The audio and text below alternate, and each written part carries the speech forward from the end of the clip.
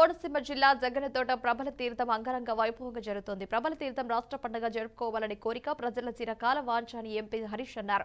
ప్రబల తీర్థానికి ప్రభుత్వం అన్ని విధాల సౌకర్యాలు కల్పించిందని తెలియజేశారు. గ్రామాలకు మంచి జరగాలనే నమ్మకంతో ప్రబల పొలాల్లో కూడా ముఖ్యంగా ఊరేగిస్తామని చెప్తున్న ఎంపీ హరీష్ తో మా ప్రతినిధి Kiran Kumar face to face.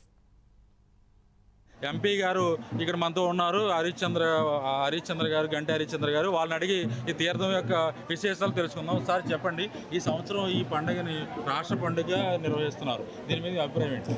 గత సంవత్సరంలోనే మనం కూడా ప్రజలకి తెలియజేసాం, ఇది స్టేట్ ఫెస్టివల్ కింద రికగ్నిషన్ ఇప్పిస్తామని చెప్పి. ఎందుకంటే ఎప్పటి నుంచో ఇది చిరకాల కోరిక.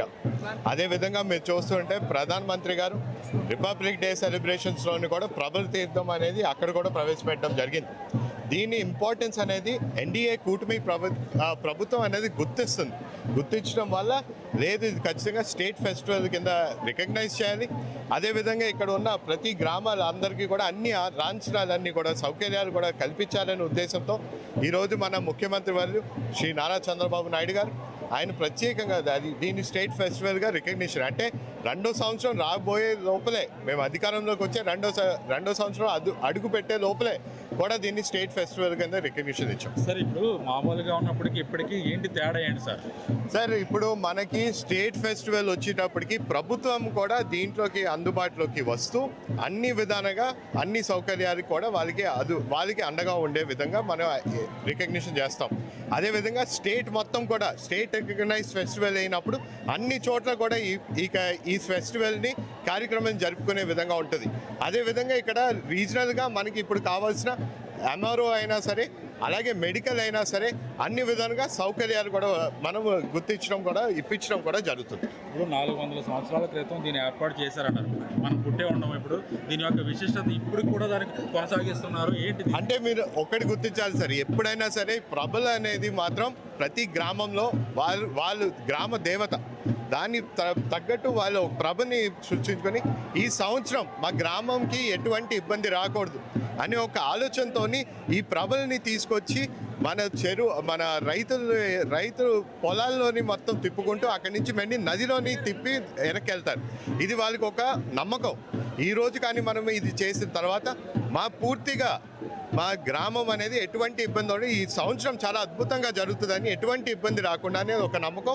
అది చాలా అద్భుతంగా ఏంటంటే ఇన్ని సంవత్సరాలుగా జరిగినా సరే ఇప్పుడున్న జనరేషన్ కూడా దాన్ని క్యారీ ఫార్వర్డ్ చేస్తున్నారు.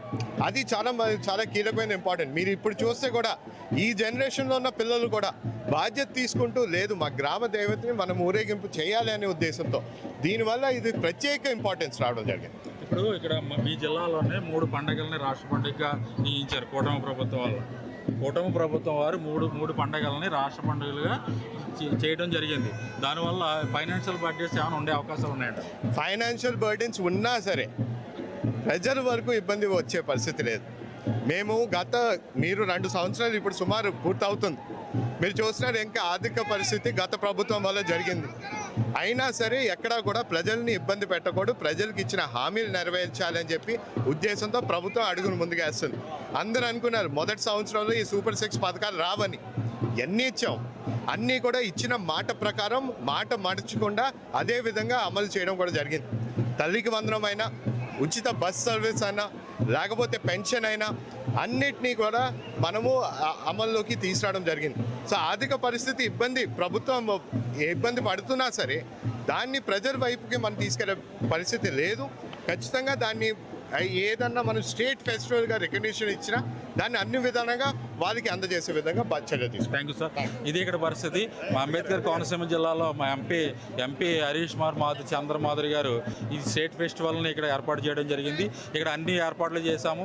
ఫైనాన్షియల్ బడ్జెట్ ఉన్నా కూడా ఒకటి ఆత్రేయపురంలో పడవ పోటీలు, ఇక్కడ ఈ జగ్గనతోట తీర్థము, అదేవిధంగా జగ్గనడ తీర్థము, అదేవిధంగా మిగిలిన పండుగలను కూడా రాష్ట్ర పండుగగా దీన్ని నిర్వహించడం జరుగుతుంది. ఇప్పుడు మన విజువల్లో విజువల్లో చూడొచ్చు ప్రభని ఇక్కడ ప్రభని లోపలికి తీసుకొచ్చి నీటిలో దీన్ని స్నానం చేస్తున్నారు.